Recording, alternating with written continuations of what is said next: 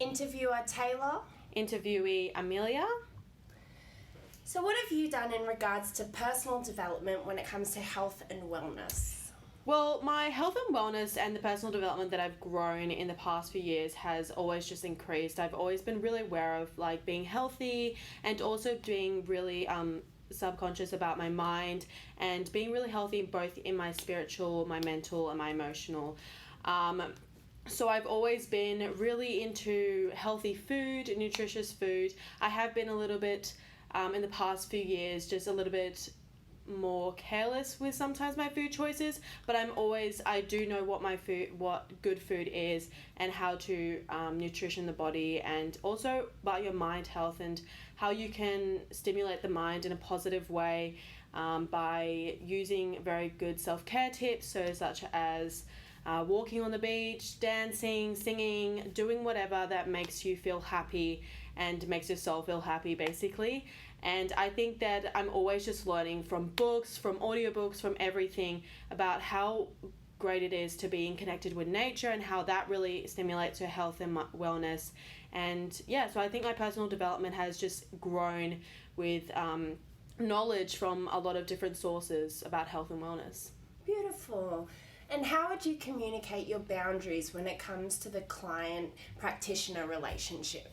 So obviously you do have those issues with, you can get into these dual relationships, and I often find myself, I am quite an empathetic person. I do struggle with being very sympathetic towards people because I sometimes struggle with the connection of emotion. So I do think I have that empathy where I can relate to people's situations but not have that emotional barrier to form into more of a like friendship. So I think that using those boundaries is basically trying to be as nice as possible about what the rules are with being in a therapeutic relationship and keeping that professional communication right. So obviously trying to limit that sense of friendship kind of like with presence, and also with hanging out after work, obviously pushing those boundaries as to what the relationship is so that you can get more of an effective positive influence onto the actual client, and so that they feel like they can talk to you in a really comfortable way, but then they don't feel like you're automatically just like a friend, so and someone that they can come to you at any point of time. So I think that professional relationship is a really important thing that everyone should have. Really well said. How can we be sure you will cope mentally and emotionally?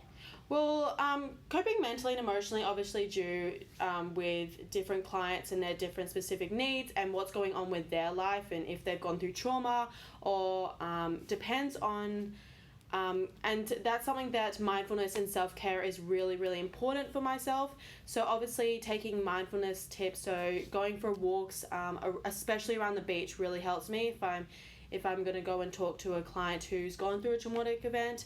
Also, dancing is something that I really feel expressive with.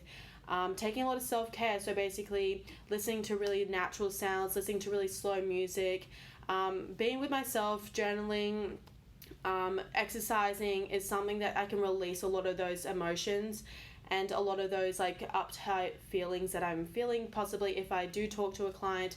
But just dealing with mentally, emotionally, I have struggled a little bit with that in the past few years, just with a lot of stresses with uni and a lot of mental stuff going on with like family issues and stuff. So but I definitely know what I need to do to actually get myself back into that happy mindset and back into a mindset where I can be really comfortable with myself and really allow myself to be there for clients eventually and learn how to deal with their issues. Beautiful. And what are your motivations and strengths that make you the practitioner you are? So my motivations and strengths are basically getting the client to feel as happy and healthy that they can be in their own body, eating nutritious food, eating wholesome food, living a life where they can connect with nature, be them for themselves, be there for others, and just I love it how I'm so passionate about food and health, and I really want others to be as well, so then we can all live a great lifestyle. We can all just be happy and healthy the way we are, and I think that's what makes me a really, really good practitioner and someone who is just willing to help.